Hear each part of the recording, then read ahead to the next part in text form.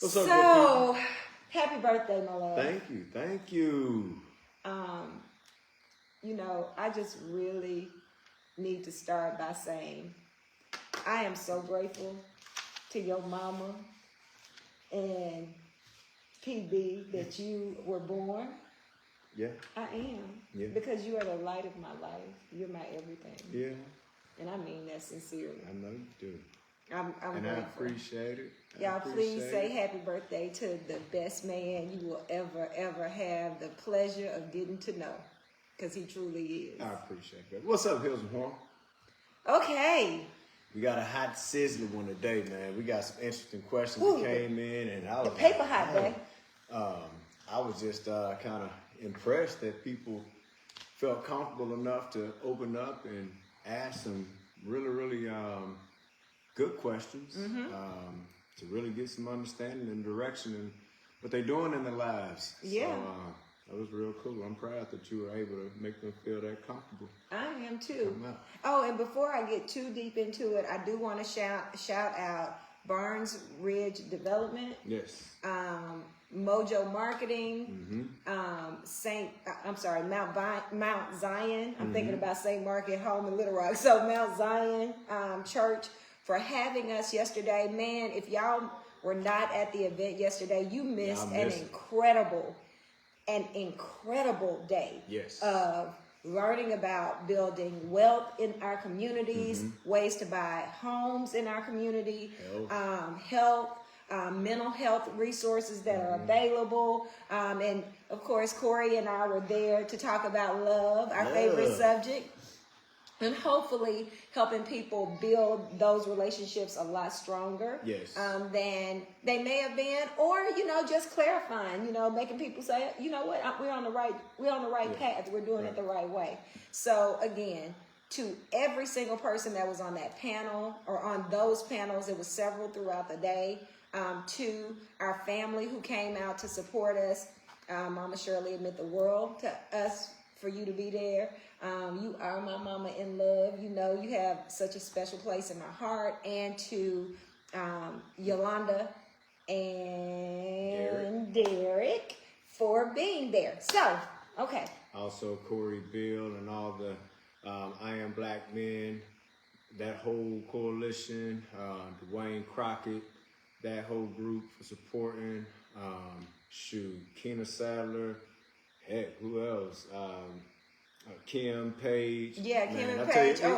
Paige, you did a fantastic job on your panel as well on entrepreneurship. It hit different when your folks show up, man. It does.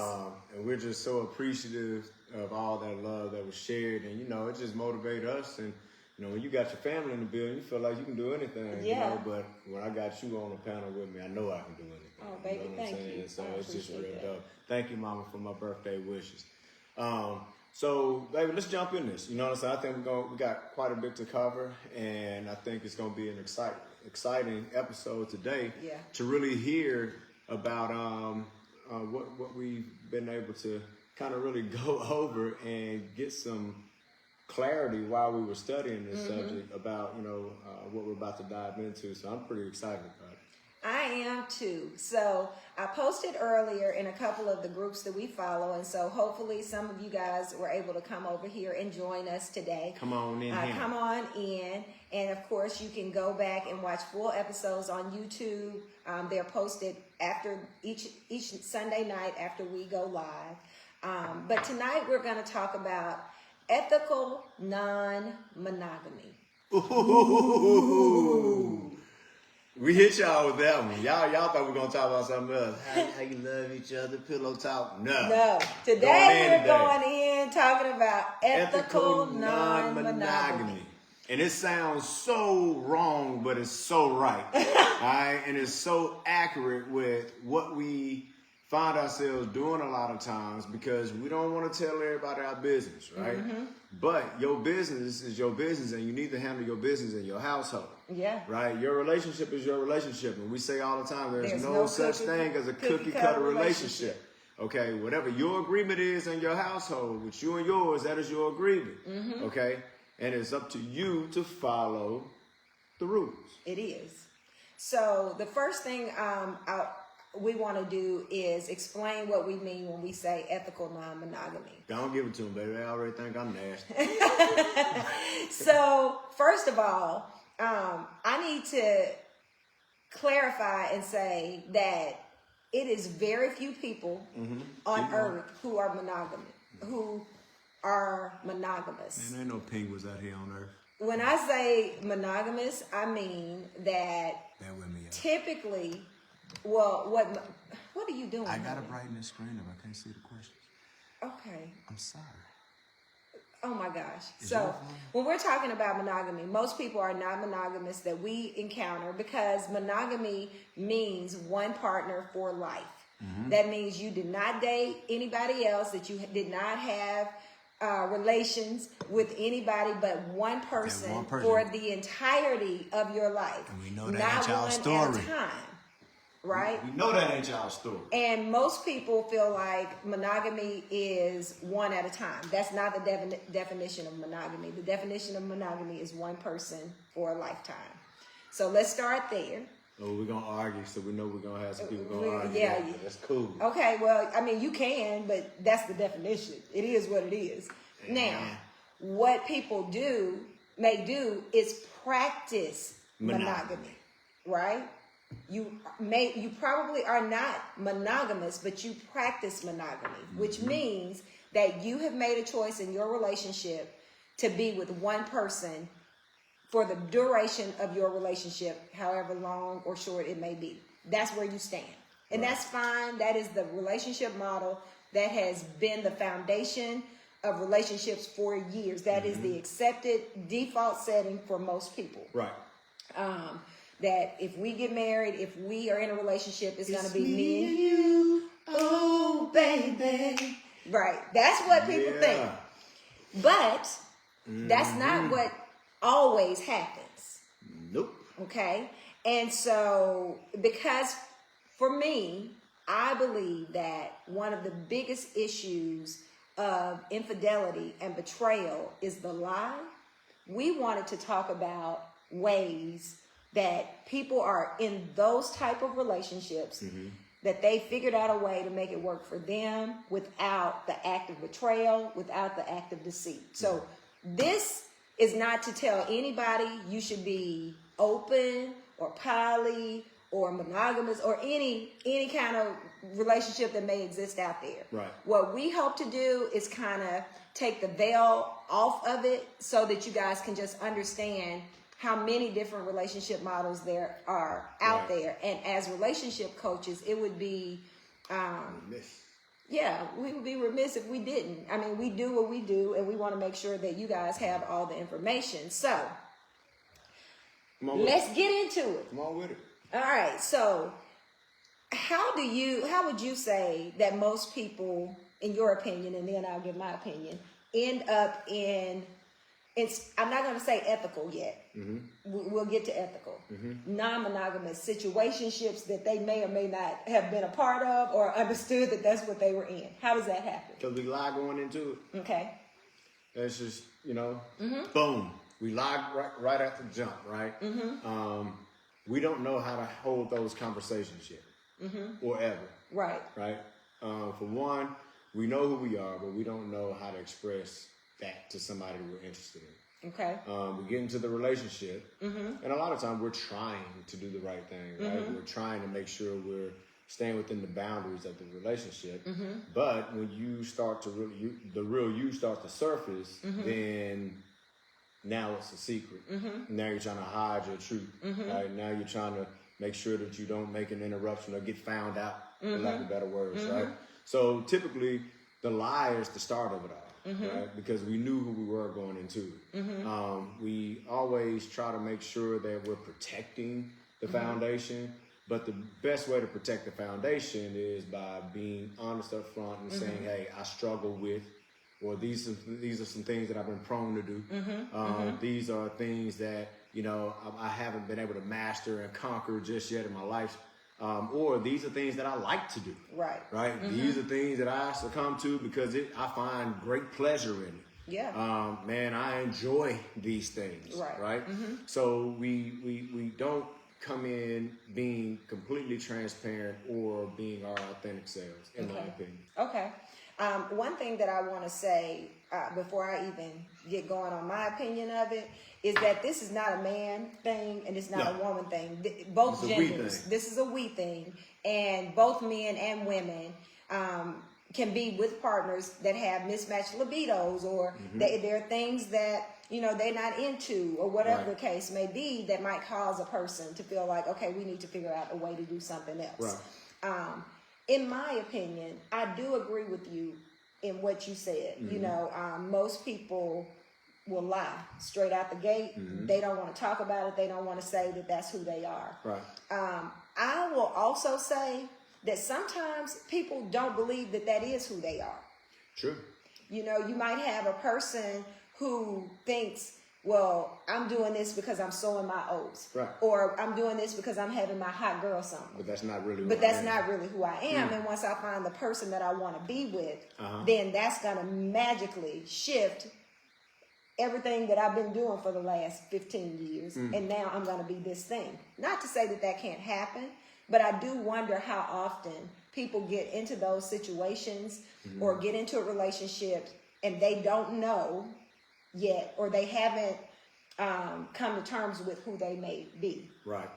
I think that's absolutely right. I think we call that the imposter syndrome. Is that the proper? Well, imposter syndrome is when you walking around as somebody that you're not, because you're trying to be. Again. Yes. So yes. Imposter syndrome. You know what I mean? Because you're trying to. Now you're walking around with split personality, right? Because you're trying to fight the person that you are. Right? Now you're trying to really, really act like that's not you. If you haven't practiced the act of monogamy until you get with the person and all of a sudden, boom, this is me now, it's not typically going to work that way. Right. That comes with practice, and commitment to exactly what you're trying to do. It's almost like staying on a diet. Right? If you're saying, hey, I'm going to fast, I'm only going to drink water, I'm only going to eat these crackers at certain times, or if the fast says, hey, I'm adding fruit into this, I'm adding vegetables, no meat, whatever that fast is, it's your commitment to sticking to it. Right? Now, be honest about that commitment, because, if cigarettes ain't part of that fast, and you're trying to sneak around back to get that, you're not fooling me. You're not hurting me. You're hurting your person. Right? You're not hurting yourself. Right? That's you're breaking your own commitment. Right? Exactly. So I liken that to this type of situation. It's a process, and I feel like a lot of times, and I'm speaking for myself, with us as men or just humans, period, the busier we are, you don't have time to be doing a whole lot of extra stuff. Right. You know what I mean? So that's good, baby. I'm speaking for myself. You know what I'm saying? Well, that too, but you're great. Forget what I just said. That drink fine. I killed that drink. It's good. Good. So, and Mom, I think that's perfect. She said, I never struggle with being faithful to the person I love. That's been her experience. And some people are more dedicated to sticking to certain things, and a lot of people haven't experienced a lot of things to where they learn that they do like certain things, right? And speaking sexually, there are a lot of people that have never experienced having multiple partners at the same time, having threesomes or orgies or whatever. And when you get exposed to a certain thing and you realize, oh, I think I like that, right? And now you're with this one person who's saying, no, that ain't my story. You know what I'm saying? So it doesn't mean that you don't immediately go back and say, man, well, I don't like it neither. No, the truth is, yes, you do like these things. Now, your commitment and your agreement of how you're going to handle that with your person is important at that point. Right. Because now you got to be transparent and say, hey, this is who I am. How do we handle this? Yeah. Right? And so I really appreciate that, Mom, because a lot of people, it's not a matter of them having an easy situation where they don't struggle with being that. A lot of people haven't been exposed to enough things to even have a problem with committing to this. You know what I mean? And I mean, that's a real thing. Exposure can be troublesome. It can. When we speak about children, what they're exposed to, what they see, what they hear, what they eat, so on and so forth, when you have a lot of things, you know, we say, man, I want to be well-traveled. Well, do you? You know what I'm saying? I want to be well-rounded. Well, that's great. But what's all-inclusive of that well-roundedness? Yeah. Right? Because everything in that may not be all good. And it may not be all bad. Right. It just depends on the person. Right, right. Well, I appreciate your thoughts on that, babe.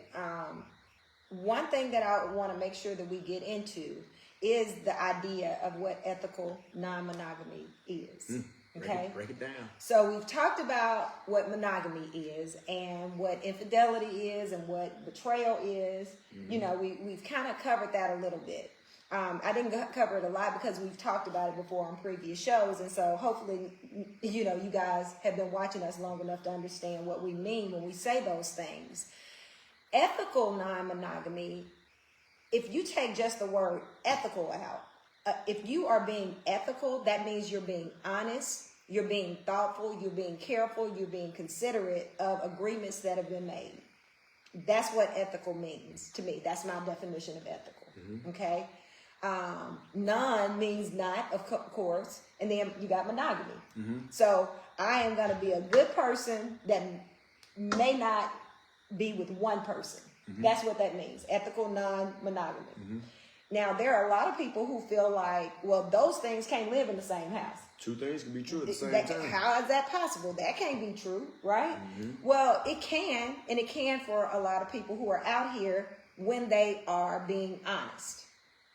It cannot work without that part of it. Right. Where does the honesty live? Right. Okay? And so, as we get into that, one thing I want to say is that when you have a relationship with a person and they hit you with the truth, they tell you, hey, I'm into this, I'm into that, whatever the case may be. I don't know if one person is enough for me. I don't know if I want to be in a triad, in a relationship with 2, 3, 4, 5, 6, however many people it is. You know, Neo was just on, has just gone viral, talking about he and his 4 girlfriends, right? This is not non-monogamy under duress. Okay? So what I mean when I say this is not under duress, I mean it doesn't mean that you agree to something because you believe you have to agree to something. Right. For whatever reason. Right. It could be there's a threat there. You know what I mean? You feel like, well, maybe I'm not safe if I say no. Or, hang on one second, baby. Or you just want to hold on to your person so bad that you will agree to something that you know good and doggone well you can't handle and you can't do. So if you're a person who you know, I can't. I just absolutely can't be open enough and I can't find a solution nowhere in my mind that that's going to work. Right. Be grateful for the honesty. Right. And make your choice to do something different. Because nobody should go into any kind of relationship under duress. Ever. At all. So let's set that aside because I wanted to make sure I addressed that. Because I don't want anybody feeling like, okay, he said he want to do it and I don't want to lose him, so I'm going to do it. Right. That's not what ethical non-monogamy is. Right. It takes a lot of responsibility in knowing yourself, you know, before you're able to make these decisions about what you want, what you need, you know, and how to handle that relationship. And I think that's a valid point with you saying, you know, not making those decisions under duress, because a lot of people find these things out once they're in the relationship. Right. You know, and then all of a sudden this information. Yeah, well, a lot of backdate the agreement. Yeah, and you know, all of a sudden all this information is coming out, and now you are pressured to make this kind of decision. Like, dang, well, shit. You know what I mean? Why didn't you say this a long time ago before my heart got involved? Exactly. In it? Or you know, and so you know, whether it's a man, wife, whoever brings in the most income, right? And now the other one is feeling like, hey, I want access to this or that. And now the one who is the homemaker is feeling like, well, do I have choice? Right. Exactly. You know what I mean? Exactly. So it's important that, you know, and that's and we have to give a caveat to that as well, because things change. Yeah. You know, as you grow in your relationship. And I have to say, a lot of things change when you grow financially. You know, when you have access to things, right? And once you know your person up front and those things do start to occur, I think those conversations are easier. But, you know, what do you do with the pop-up? Yeah. You know, what do you do when all of a sudden there's a change in climate? You know, well, this wasn't, you know, a thing This before. ain't how you were moving. This is not what you were talking about. Right. And I think that's the importance of having a coach involved in those conversations. Yeah. You know, I can appreciate having conversations like we had not long ago. It was a breakup session. Yeah. You know, where a couple truly loved one another. Yeah. You know, but at the same time, they realized that they had started growing separately. Yeah. You know, they were requiring a little bit more time apart than together. Right. You know, and they started feeling, hey, we need to bring some realization to this and see where we're going with it. Right. Right. And so the same applies to this. You know, if you're hit with it in the process of the relationship, I think it's important to still recognize you as an individual and what it is you care the most for and the things that you don't subscribe to. You know, it doesn't make you a bad person because you say, I don't want to do this. Right. One thing that you have taught me a lot about is words matter. And you said it and I said it. If they hit you with this, if they hit you with this. And so I do want to change the language from hit. If they feel confident enough to express their honesty, then you have a choice to make. Yeah. Instead of saying they hit you with it, because that automatically think, okay, you about to cause me pain. So I want to not use the word hit. I'm going to say, if you feel confident enough to express yourself honestly to me, I'm going to listen, and then I have the option to make a choice. Right. Right. Right. One thing I wanted to do, another thing I wanted to do, I'll say, is go through different types of ethical non-monogamy. Okay. All right. So the first one that I'll talk about is what I have stolen from the federal government. They steal everything. They steal stuff. So I'm stealing this phrase from the federal government: the "don't ask, don't tell" model. Okay. So there are a lot of people operating on a "don't ask, don't tell" model. You can know this when people say things like, "Long as I don't find out, I don't care what it do. Long as it don't come to me. Long as it doesn't touch me." Right? You have basically opened it up a wee bit. So we'll say those people are monogamish. Okay? Yeah. It's a lot of people that fall under monogamish. Yeah. You know, but those are typically the people that get impacted the most when they do find out something. You know what I mean? It sounds good when you're saying, don't let me find out, right? But you also have to be responsible for the impact if you should find out, right? If you're saying, don't tell me, I don't want to find out, I don't want this, then, you know, that leads to so many different destructive situations. Well, listen, I think that it requires the person who is a person that wants to be out here and doing things. It requires you a certain level of responsibility. And that's the whole point of having these open discussions and actually lay foundation and a gun line, right? Because again, don't let me find out. Well, she may not have wanted you to find out and may have kept it really, really clean for you not to find out, but somehow, some way, right? Well, I think what most people mean when they say, if I don't find out, I don't care, what they mean is, I'm not going to go hunting. So you need to be thoughtful about what you're doing. Right. You know what I mean? But what I will say is, don't say that to your friends, your girls, your people, and not say that to your person. Because if you say that to your person, then you do have the opportunity to decide, what does this look like? What does this don't ask, don't tell look like? You are not creating these boundaries with your friends, with your family. It is with your person. Exactly. You know? No, you good. You on the road, come on. No, baby. What I was saying, I was agreeing with you. You know, you do have to establish those boundaries. Absolutely. You know, and the reason for this is going to open up an opportunity for you guys to build more trust, establish more trust, establish more safe places of communication, and it brings a higher level of just a higher frequency altogether in your relationship when it comes to communication. When you start having these hard conversations, you really start understanding if you're really in this for the long haul or not. Hard conversations will really give you indication of where you are and what you're sustainable for in your relationship. We got to stop the soft communication and stop trying to avoid having these conversations that's actually going to be impactful to where you really got to consider and have a great consideration of thought in how you move forward with things. I think relationships, as far as marriages, long-term dating relationships, those are some of the most secretive institutions I think we get involved with, and it's household secrecy. Right. But preparing one another for these conversations is very essential.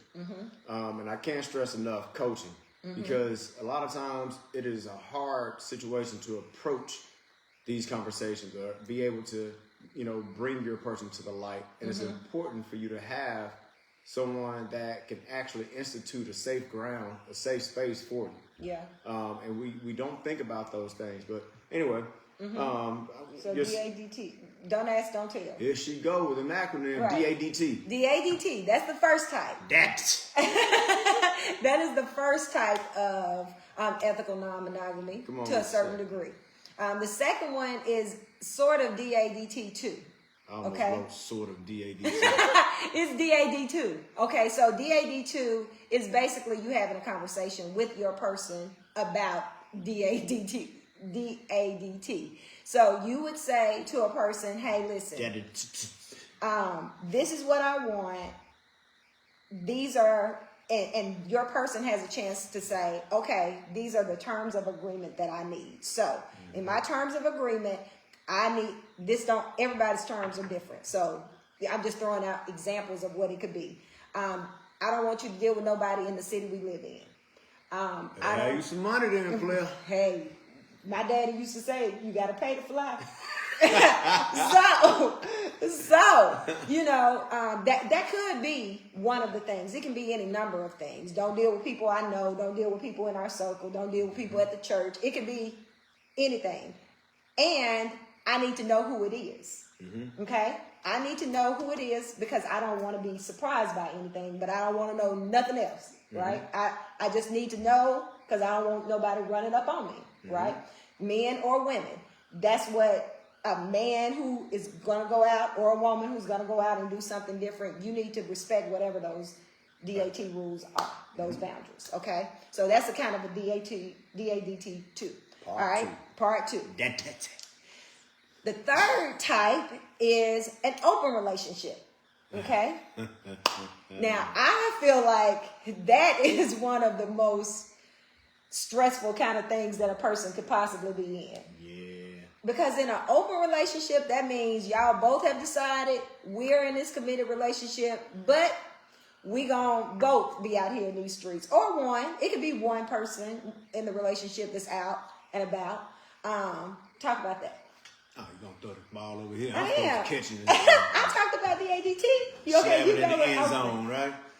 So, open is very, very, there's so many layers to that. Okay. Open has to be really, really discussed. Okay. Open can mean we're doing it together. Okay. Open can mean we're doing it separately. Right? And if you're doing it separately, you have to really have some ground rules set, in my opinion, to say, hey, these are the terms, right? And these are the things we do and you don't do, just like you expressed earlier. Because sometimes the lines can get blurred in an open relationship. Because you're thinking, because these things right here weren't discussed, it's okay. Right? You may find yourself in a position to say, she didn't say that wasn't cool. Right. She didn't say that this wasn't okay. Right. So it must be okay. Right. Whenever in doubt, pick up the phone. You know what I'm saying? Because you don't want those things to circle back around and burn you. You know what I mean? Or distort the agreement that you created here. You know, sometimes you find yourself with having to do add-ons and exemptions to the rules, right? So in an open relationship, you have to communicate a lot. Yeah. You know, because in any of these examples of relationships, protection for your person has to be paramount. Because my thumbs up going again. Thank you. Thank you. They like that, man. They like it. So, you know, you really have to be careful and make sure that you're protecting your person. Because in any of these extended relationships, you're dealing with emotions outside of the household. Okay? And these emotions can get very, very volatile, to the point where if you don't establish the rules up front with these people, they now start to feel that they deserve or should have equal to your person. Okay? And a lot of times for that is because you made them feel comfortable enough to feel that way. All right? So open relationships, we have to be very willing to add more communication as you go, because certain things will arise, and I'm sure of it. And you got to bring it to the table. Don't just go out there and just do it and say, "Oh, we'll talk about it later." No, hey, you know, something happened. I wasn't expecting. You know, we didn't talk about this. That wasn't even in the playbook. I ain't even seen that autumn. Right. Okay. But how do you feel? Appreciate it, Jane. Thank you for the birthday love. You know, one thing that I want to put out there is that I think with a don't ask, don't tell, I think one of the biggest differences between don't ask, don't tell and an open relationship is socially. So a lot of people might be socially monogamous and sexually or otherwise something else, open, you know, DADT or whatever. What I mean when I say socially monogamous, I mean nobody knows what y'all are doing except the two of you. Right. And nobody else is really involved or realizes that that's going on. So for example, in an open, many times people who are in an open relationship are very forthcoming with other people, not just the people who are in the relationship. They might tell their hairdresser. Yeah. There was a person in there who sat down and she was just saying, you know, my husband and I are open. We're in an open relationship. He does what he wants. I do what I want. And we are together and we've been married for 25 years. Now, when she told me that, it was back in the 1900s and I clutched my pearls. I had never even heard. That was way before this was a thing that people talked about. And I was shook it when they said it. Like, I'm going to tell you that right now. But I think for a lot of people, I think that's the difference. I think that for some folks, and they can be in any of these type of relationship models, many people are socially monogamous. Nobody really knows what's going on. But in open relationships, people tend to be a lot more forthcoming about what they do, because some people are incredibly proud of it, and you should be if that's what you want to do. It's nothing for you to be ashamed of if that's how you want to go out here in these streets. So what was your number 4? My number 4 is poly. Whether you're talking about polygamy, which is still against the law. I came here to tell you with that little public service announcement, you cannot have multiple wives nowhere in the US of A. That cannot happen. So polyamorous. So I would say the difference, in my opinion, between open or DADT and poly is relationships. In my opinion, I feel like in relationships, polyamorous relationships, it is more about relationships versus getting your rocks off, for lack of a better word. You know, I agree. The problem with that is you have a lot of people that don't want to deal with a whole lot of people, right?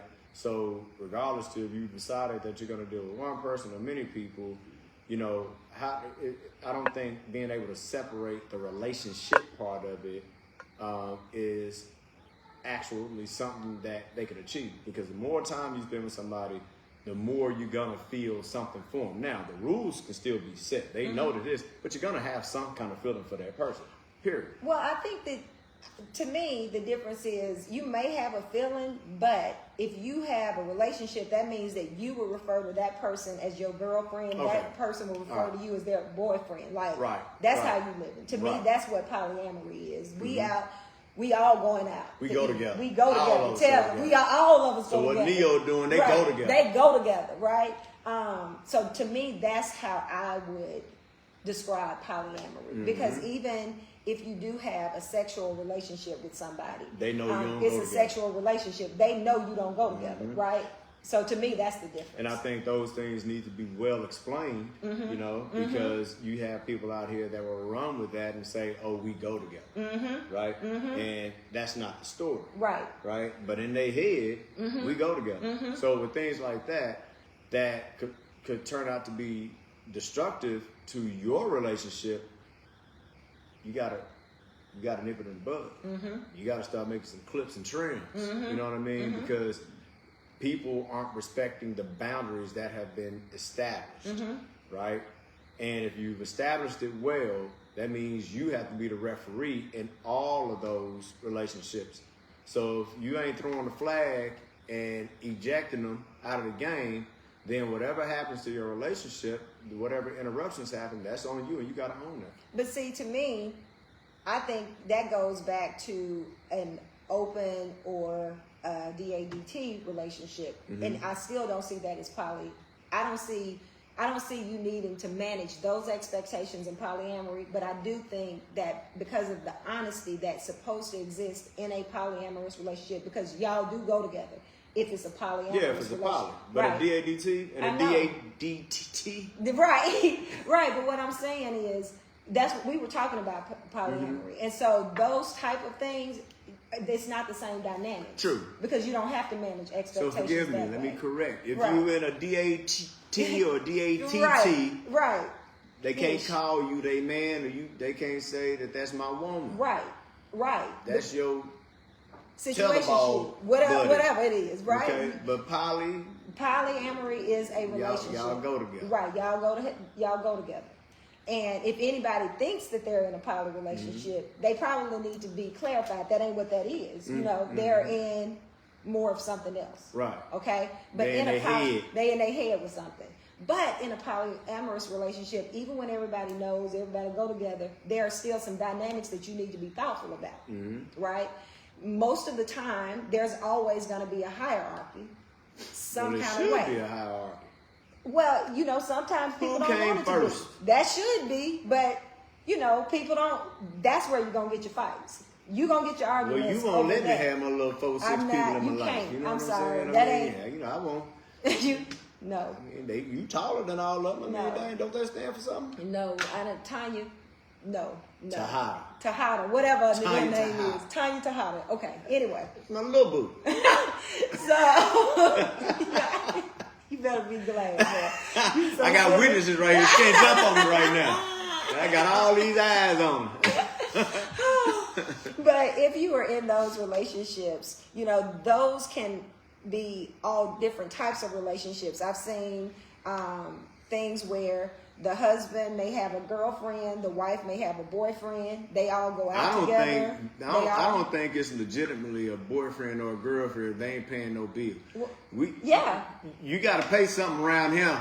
You're right. Okay? You gonna call mine yours. You gonna take that car note, mortgage. We need to talk about who gonna handle what. Y'all see how he changed up in his mind. I hadn't said boyfriend not one time, but when I said his whole little, give him a bill. You our boyfriend at that point. What you mean? Take that. This is a we thing. These are our bills. But, it ain't just me. Yes, but in a poly relationship, and men, if you gonna be having these women, chip in. It's date night. Somebody got to babysit. Hey, we leaving at 7. You need to be here about 6:15. Fixing your kids something to eat. Hey, oh my God! It's gonna be a family affair. It's a family affair now. Look, I'll keep you 100. Listen, let me explain this to the people. That was public service announcement. Can I please? Go ahead, baby. So it may be a situation where both people have extra. It could be that the husband and wife are both sharing somebody. And it could be 2 men and 1 woman, 2 women and 1 man. Keyword, shared. Shared. Bills. Right. He ain't thinking about nothing but the bills. It's a recession, y'all. I heard they about to make our light bill go up again. Look, first off, NES. Hey, I don't understand on this. On site, NES. Hey, man. On site. What y'all got going on in that Tiger Stadium, man? Got nothing to do with this household. Nothing. Okay, don't be jacking our bill up because y'all trying to get something done. It's on hey, site. Man. Y'all out of control. Gonna build a fire in the middle of the living room. Exactly. So when you are in those type of relationships, you need to, again, decide what that looks like. Mm-hmm. One thing that I want you guys to hear me well on in any of these type of relationship models, communication, honesty, boundaries are all important, and you need to be able to articulate what all of those things are. Hey, these are my boundaries. Hey, this is how I feel. Hey, this is what I need. You have to be able to communicate that in any relationship model, including one that is practicing monogamy. You still have to have incredible, good communication to clarify where your head is. Absolutely. You know, and we want y'all to know we ain't just talking about heterosexual relationships. No, we're talking about all of it. Talking about all of it, man. Mm-hmm. You know, a lot of the community, y'all got issues too. Mm-hmm. And same sex, same problems. I'm telling you, it's same sex, same so problems. Y'all ain't exempt. Humans. You know what I mean? And but I think their communication is a little bit better than heterosexual. You don't think so? No. Why you say that? Because they already want what they want, and they've already been free enough to say what they want. Let me tell you what. It is some toxic. Oh, I ain't said. First off, 2 men. Listen, 2 men, 2 women. Whoa! It can be. It can be a mess. Trans. It doesn't matter. You got problematic people that come in every sexual orientation. So y'all come get some coaching too. Right. Y'all come in, yes, we are full service. Hey, right. Man. But when you're thinking about those things, all of those different types. Oh, and the final one I wanted to make sure we covered was kind of swinging, and that's not, and I only bring that up because swinging is not a relationship model. No, that's a partnership agreement model, what they do together, extracurricular. Yeah. So, but I wanted to throw that out there because people tend to conflate all of those. Right. So, while we still have some time, I wanted to talk about. Got a little time. Yeah, I wanted us to talk about why people typically go into these type of relationships. She immediately look at me when she go into that. No, I get the look. I get the immediate look. Take it from here, Marty. No.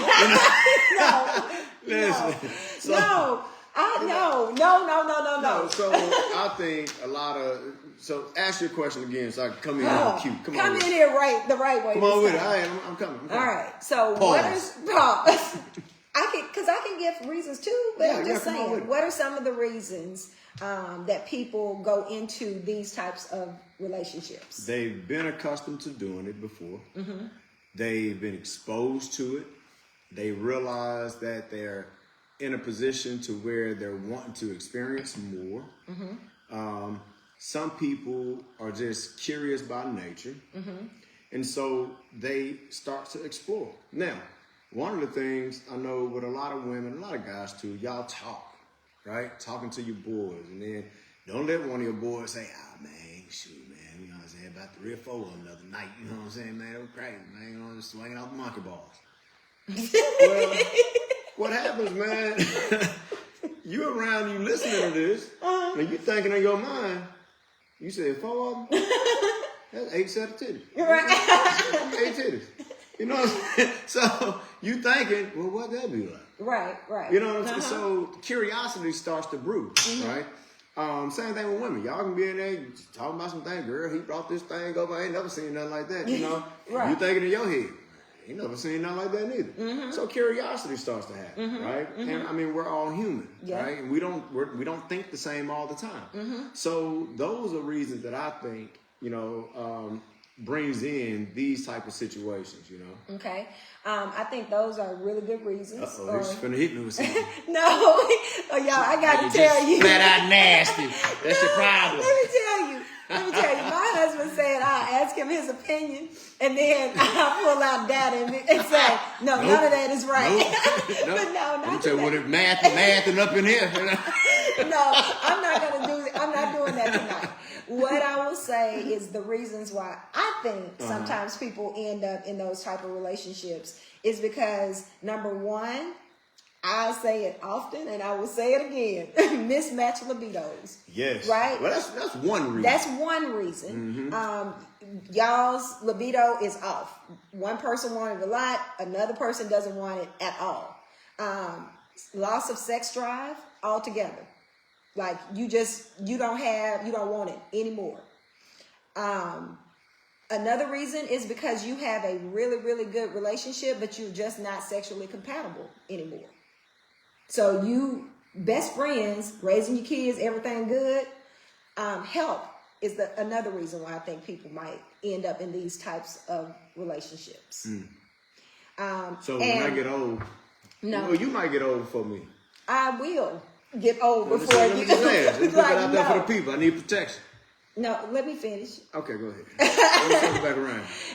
Now you made me forget. The last reason why is because I forgot. Because you need to answer this question I got. Okay, give me the question. All right, so we're going to go through yours. So the mixed match libido, explain. Mismatched libido means that either something happened and your libidos shifted and changed, or they were never on par to begin with. This is a reason why I tell people you should have sex with the person you're going to marry before you get married. More than one time. I ain't got no respect for people trying to wait. And I'm going to say it again. Listen, sex is not like a little thing in a relationship. It is a big thing in a relationship. If you think money is a big thing in a relationship, your sex is going to be even more. If you feel like you should run their credit check before you need to run that other check and see what we got going on here. And it's not just about how big it is, small it is, none of those things. It's not just that. It's compatibility. Is the energy intimacy, shared the same? Energy. How does that energy mix with each other? The other thing I'll say is you will know then. If you are with somebody and one of them says I'm celibate and the other one says I'm cool with it, both of them probably have a fairly low libido. They might be all right. If you have somebody who, you told me to just say it. I'm proud of you right now, player. Okay. You don't hit them. If one says, I want to wait until I get married, and the other one is like, I can't do that. I can't wait. Mismatched libido. Mismatched libido. If both of y'all say, yes, we're going to wait until we get married. Y'all might be all right together. Well, and then in a week, both of y'all struggling, y'all will be fine together. But those people, the ones I'm talking to right now, the mismatched libido people, is the ones that would say, okay, honey, I'm going to try since you want to wait to have sex until we marry. And then you're going to be miserable. You will be miserable because I'm going to tell you, if it's a long engagement, 6 months, a year, something like that, you going to have mismatched libido if you've been struggling that whole year. And if you say you're not, you are a liar. Yes, I said it. I stand 10 toes down on it. That's what mismatched libido is to me. You know it early. It's all used anyway. Might well go crank that thing back. Those new ones, like the new ones. I'm talking about this. It's been run through before. I'm not saying you should have sex the first day if that's something you're uncomfortable with. But before you decide you want to marry somebody, you need to share in that. You need, yes. First off, you ain't no virgin. You know what you like. You know what it's gonna take to keep. You know what I'm saying? People say sticks and stones may break my bones, the words never hurt. Man, if you don't check that thing out before you marry, that's gonna hurt later on. Whether good or bad, it's gonna hurt. You know what I'm saying? Quit acting like sex don't matter. Sex is a huge, probably the biggest part of your relationship. Intimacy for sure. Intimacy for sure. That's number one. And sex right after. Okay. And I don't know if it's number 2 on the list, but it's high. It is high. Intimacy, finance, sex. Let's see. Yeah, that might be right. I don't know. I feel like there's other stuff in there though. Oh, it is. We talking about top dogs right now. Intimacy, finance, sex. Whichever way you want to arrange those 3, I can guarantee they're gonna be top 3. It ain't you lying. All right, and now you're trying to make stuff up. Right. All right. Look, loss of sex drive. You know, now let's go back to libido, mixed match libido. If it's mixed match, I don't think it's fair to hold somebody hostage to your lack of It's not. interest in it. It's not. And, you know, also in terms of mismatched libido, some people think that that's just frequency, like how often it is. It's not just how often it is. It's also what type it is. Is it good? Well, not just is it good. Are you into something that I'm not? Are you into something that I'm not? Some people get nervous when they hear you cranking something up. Listen, if you are into something that I'm not, we need to have a discussion. Get somebody else to do it. You gonna watch? No, I don't want to see that. Why would anybody want to see that? No, nobody wants to see that. So y'all think on that. We want to know what y'all think about the mixed match libido. What do you do? Loss of sex drive. What is your cure to that? Not sexually compatible.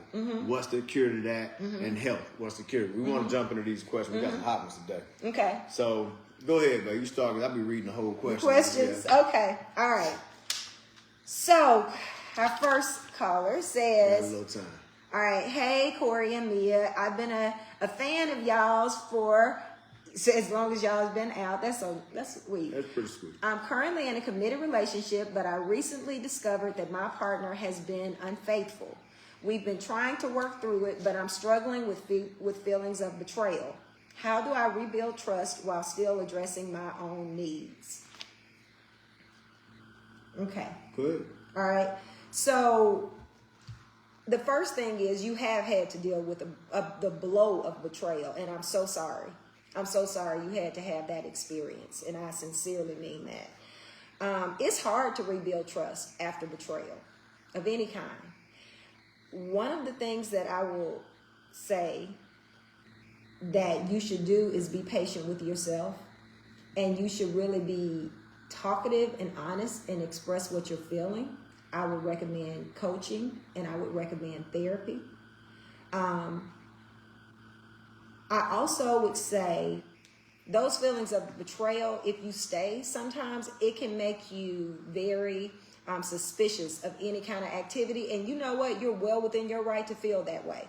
If you feel suspicious, if your little spidey senses are going up, you're within your right to feel that way. And to your partner, I would tell them they're going to have to be patient while you try to work through all of those feelings that you're feeling at that time.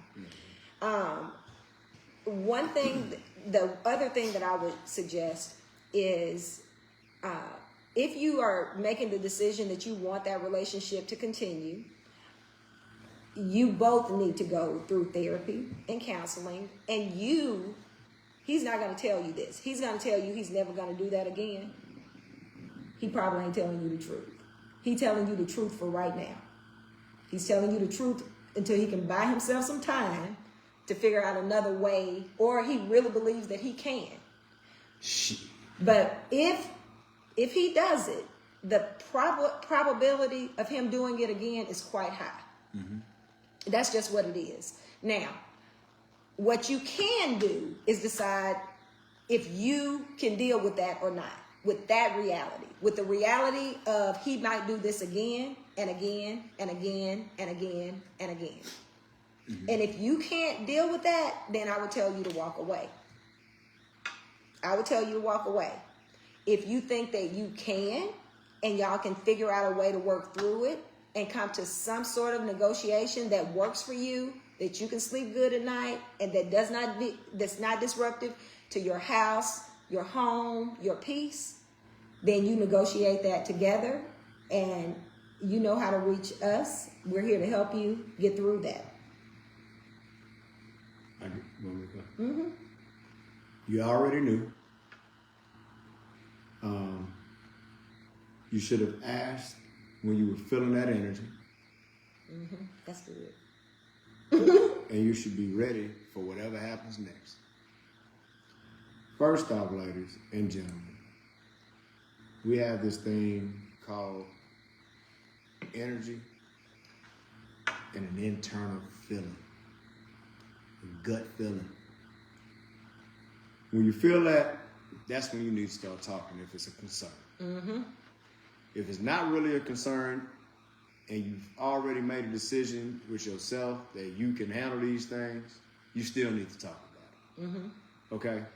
Your person need to know that you ain't stupid and that you know. So you already knew. You already felt that energy. You decided not to say anything because you was afraid of the impact that you would receive by opening up this line of communication. If you had decided that no matter what, I love him, I love him, I love her, I want to work this out, then there's a proper way to do so. Mm-hmm. But ignoring this and waiting until the ball drops, that's not the way to do it. Okay? So, yes, he was unfaithful, and you knew. Y'all know how we move. Men, y'all know how they move. When something starts to change, you know something's different. Mm-hmm. Okay? So let's start talking and addressing these things and not let it start to build and build and build, and now you can't handle that because it's such a big ball of fire and it's hard to put out at that time. Okay? So go ahead, you know, say about 40 minutes worth of something. I did not. This is gonna be our only one anyway. But that's a lot. No, we got time. Come on, you can't stay so long on that one. I knew you were gonna do that too. I will say this. What you got? That's just how men are. That's just how women are. That ain't gonna get it. What you mean? I need you to be okay with me being upset about that betrayal, and I need you to apologize because I don't want people to think that they should be able to just say, "Hey, you knew." That is not don't know what what I'm to tell saying you. here. Okay. What I'm saying here is when you feel that, when you feel the temperature change, you need to start talking then. Mm-hmm. Don't let this thing accumulate. Mm-hmm. Don't let it keep building. Okay. Because the more you be silent about it, the more slick they think they are, and they're not. Mm-hmm. Talk about this. Mm-hmm. If you decided this is your person, we're going to figure this out. I don't like it. So we need to talk about this and see how we're going to handle this situation. Right. Mm-hmm. We need to put this on the table. We got to talk. Okay? So at the end of the day, no, I'm not condoning nothing. Mm-hmm. You know what I'm saying? Mm-hmm. It's saying, you know, you are entitled to the way you feel, but your feelings need to be addressed with conversation. Right. Let's talk. We got to talk. Perfect day. I was saying that while ago. I just needed it like that. Right. Okay, that's good communication. All right, keep rolling. Okay. Hey, Corey and Mia, I love your show. This last one. I've been following you for a long time. My partner and I have been discussing the idea of opening our relationship, but I'm feeling a bit hesitant. How can we navigate potential jealousy and ensure that both of us feel secure in this new arrangement? When we go first? You can, yeah. Don't do it. First off, now, if you're already feeling a bit hesitant, that means you don't have control over your insecurities or jealousy at all going into it. Mm-hmm. Don't do it. Okay? Mm-hmm. Seeing your person in action with somebody else in front of you will break you if you ain't ready for that kind of action. Okay? Because that is something that you are not going to wipe out. And if they doing it well in front of you, men, if Jimmy walked in and he brought James with him. Stop it. Don't nobody want that. I done told you. Somebody might. No, nobody want that. Bro, you in trouble. You can't get that out of your mind. So we're not going to sit up here and play. Mm-hmm. So men, and I mean if you men, I'm talking to y'all right now. See, it's us most of the time to be wanting that, right? Man, go ahead and do it. You know? Man, come on, baby. Ain't nothing. I mean, I'm with you. I'm with you. Okay. Now, whatever is good for the goose is good for the gander. If you ain't willing to see it that way, don't you do it, man. Okay? Because the moment your girl or your wife say, well, I want some, I want to try it too. And dude, bring that 50 caliber in there. And you done brought your 38 snub nose. You're in trouble, bro. Because whether it felt good to or not, you saw it happening. And that reaction that she gave while 50 cal was on deck, you ain't never going to get that out of her. Out of her or out of your mind? Both. You got residuals. Okay? So again, man, if you already know that you know internally, man, my mind ain't ready for that. Stop it right there. Check it out the door. Go find you something else to do. Go to the park, play kickball, but that ain't what you want. Okay? Y'all can watch porn. Go get some toys. All these sex toys around here, go holler at Jennings. Tell them, as a matter of fact, go in there and say Jones sent you. Okay? Go tell Anthony Jones sent you. Okay? So I'm telling you, you already know if some of these things aren't okay with you and things you can't handle. Don't you run yourself into that wall. Right. And now you mad at your girl because she done got her back broke. They got okay. All right, I'm not They got it. They got it. So y'all get it? They got it. The only thing I would say is I do agree with you fully. I agree with you on your assessment. On my assessment. On your assessment. But also jealousy, potential jealousy. He jealous, dude. Wait, no, listen. No. You said your part now. I'm not going to do this. So, if you are already, if you feel like you're going to start. Standing up. if you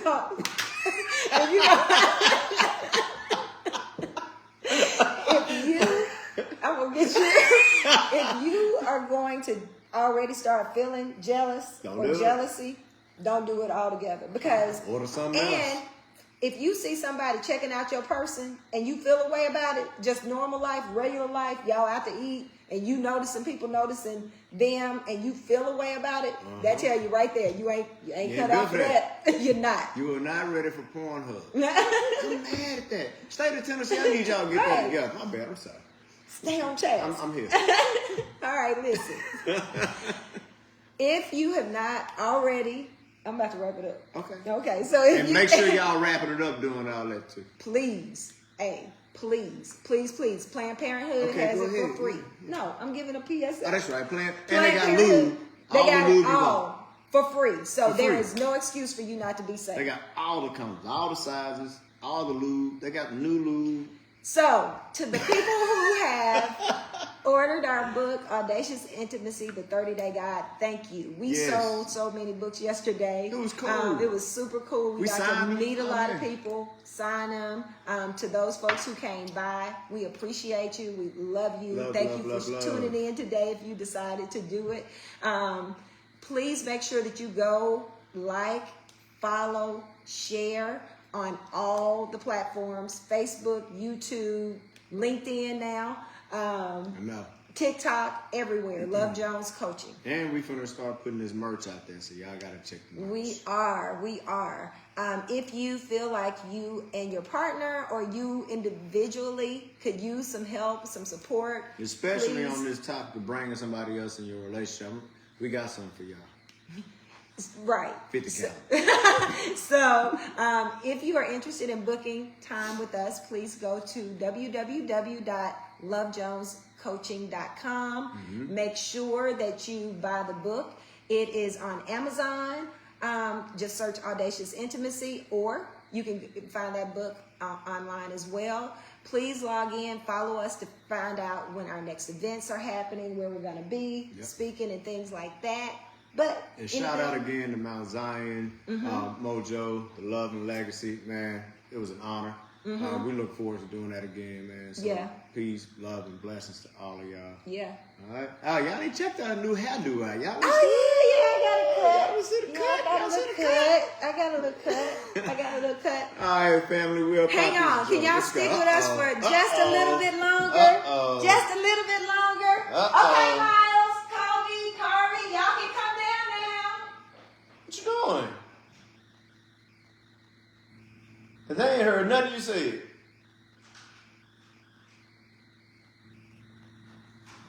I don't know what she doing. Bye. I think I put a little bit too much in this drink. She done lost it, y'all. Are they here? No, they're not. Miles! Come on!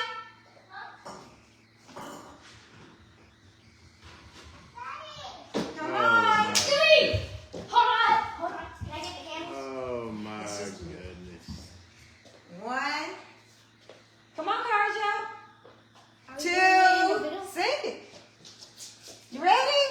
we doing it? Yes, sing it. Happy birthday to you. Happy birthday to you. Happy birthday, dear Daddy. Popsy Happy birthday to you. Thank y'all. Thank y'all. Daddy. Oh, what, man? All right. Bye, y'all. Till next week. Peace.